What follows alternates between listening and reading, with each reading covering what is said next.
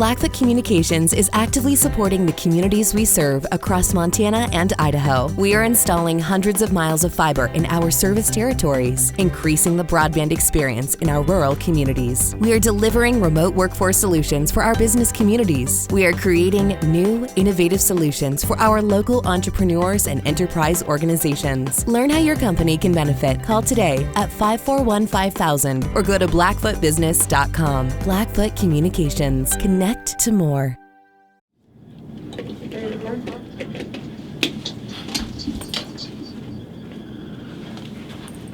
Coach, can you please start with an opening statement? Defense wins. That's really been the challenge for this group. We had been defending well for long stretches throughout the year, and statistically we're a good defensive team, but we've had stretches in the second half where, lackluster effort, loss of concentration, and just not really being detail-oriented has cost us some games, and that's what youth is, just a very inexperienced group. Tonight was the first time I felt that through adversity we continued to focus on the details, and to hold that team to 37%. I think they have number 1 and number 2 percentage-wise field goal shooters in the conference. And so to be able to hold that team to 37% in the second half is amazing effort-wise defensively, and I don't know that I could say a group has played harder than them, maybe as hard, but I don't know that we've had a group play harder than they played today. And then obviously the guys next to me here, they put the ball in the basket. Probably their best performances offensively for us this year, and so when you put it all together on both sides of the floor, you're going to win, and I think that they did a good job of that. You said after the Eastern Washington series that you had full confidence your team can make a run in this tournament. Now you're on that run. What has it taken? We have a fairly slow starting program. We've been a team that's peaked in March every year, and usually it's late February. We kind of go for it, and this year in February we weren't in position to go for it, and so it was just a continued growth for the conference tournament. But a lot of that was the youth. When you're starting freshmen and sophomores, it's just very difficult when you don't have a pure preseason to build and grow. And so I think we're just now really figuring out what we're capable of, and it just happens to be really late in the year. But at the end of the day, the most important thing for us is our culture and sticking together. And the guys that have done that are the ones that are on the floor performing for us right now. This game showed a lot of character. How sweet was it to have that kind of performance in that kind of game in the postseason? It never feels any better. Obviously if it's on a Saturday, it'd be better. But the thing is that these guys really stuck together. We came up with loose balls, we dove on the floor, we rotated, we had each other's back, and the guys that were in the game were very supportive of one another, and that's what programs do, that's what winning teams do. And these guys have figured out what it feels like to be there for one another. So for me, to sit back and experience it and see it is a joy. You seem to have the formula to beat Weber State, particularly in the postseason. How, why, all the above? Well, we have very similar systems. Sometimes our strengths are our weaknesses are our strengths, and so you become very familiar with one another. We're both part of the same coaching tree, and I have a lot of respect for what Randy has done. There's a reason he's all-time winners coach in the Big Sky, and so my guys get up for these games, and I think the biggest part is that when we recruit them, they're recruited for that game. It's a big part of the conversation that you have two teams, two programs that are on a banner race, and we're going to do everything we can to try to stay where we are in that race. And so when guys finally hit the floor against Weber State, it's something that they've been thinking about since the day we started recruiting them. And I believe that the Weber State guys are the same because we recruit a lot of those guys as well, and the conversation's probably taking place on that side too. So it's a very intense game every time, and it could be November, and these guys will play like they're playing for a championship. Mack, how sweet was it to get a win? I mean, and every win is sweet, but to know that you and your teammates banded together to be able to pull this one out. Yeah, I mean, it's great. It's a great feeling to win here, especially. We didn't get to play last year, obviously, so every one of these is a little more special. But it's always good to get a win here. Robby, the team seems a little different, but particularly coming into the postseason, being able to pull this out start to finish. What was the conversation like at halftime that allowed you guys to keep pushing the pedal in the second half? Well, we like to take things like in terms of like medias. Each media, we got to come out winning the game. So I mean, I think we just. Can you ask the question again, please? Hold on. Hold on. I was talking too fast. Halftime conversation. Halftime conversation. All right. I think we just keep the pedal on the metal, keep the energy up. I mean, we were up. Well, it was tied at halftime, but our energy was up, and we had a lot more energy than them, especially on the defensive end, and we were hitting shots too. But I felt like we came out in the second half, especially really poised, I would say, and we just took it to them. So. Where did you see the confidence kind of turn? Was it even before the game even started, or was it sometime during the game? When we got a few stops in a row, our confidence went way up. We got a few stops in a row, we got some buckets, and we were just yelling and screaming and all excited. And, yeah, it was a really great feeling, and it was really fun to play. I would agree with that, but I would also say they beat down the door to have the conversation. You know, they forced me to start our pregame meeting early, and the energy was very high in the locker room prior to the start of the game. And so the staff, we all kind of looked at each other and said, it's our night. Mack, this year's not been easy, and there's certainly been some tough losses. But in this moment right now, how does it feel? It feels great. The regular season's tough. The ups and downs a lot, but this week, all you got to do is win.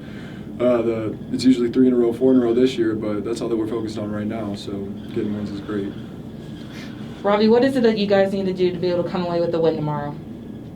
We got to recover, get in those ice baths, watch film, and we just got to come out ready to play and get a win. Coach, what was one of the shining points of your team's performance tonight? The 6-minute stretch defensively where we held them scoreless. Just a lot of scrapping, a lot of rotating. We came up with a lot of long rebounds. And when we hold teams with one shot, then obviously we can get out in transition and make some things happen. So just watching how we defended for that short stretch was incredible. Thank you, gentlemen. I'll cut that out, man.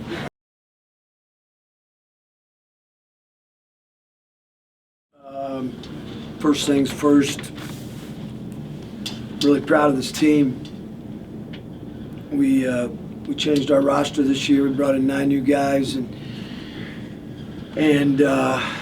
I thought these guys really incredibly bought into our program, bought into our culture, did everything we asked them to do, and it wasn't easy, but I'm proud of our guys. I thought they had one hell of a regular season for basically 9 guys having to come together and figure it out, and they did it, and they trusted each other, and they played for each other, and I thought they did a hell of a job. Tonight was a tough night.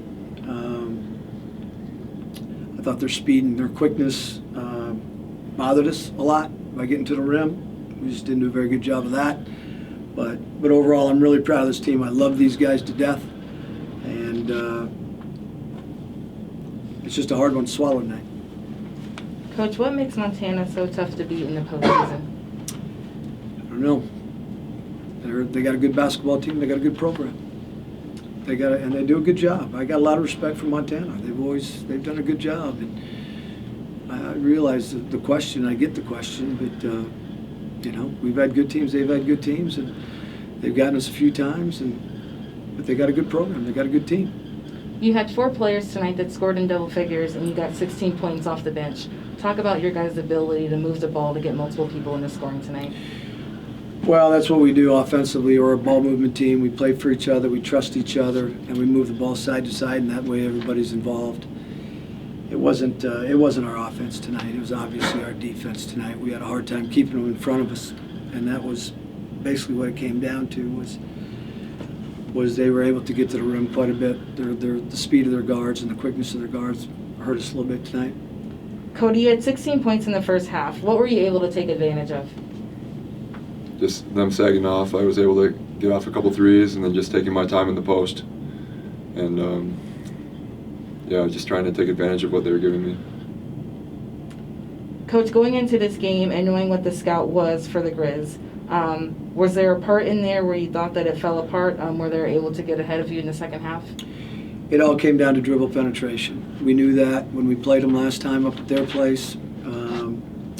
We knew that the speed of their guards was a little bit of an issue, and our whole game plan was we got to keep them in front of us and guard the ball, keep it out. And when we did, we had good possessions, and when we didn't, we didn't. And they got to the rim and they got to the paint way too much. That's how they play, and they got in there way too much on us.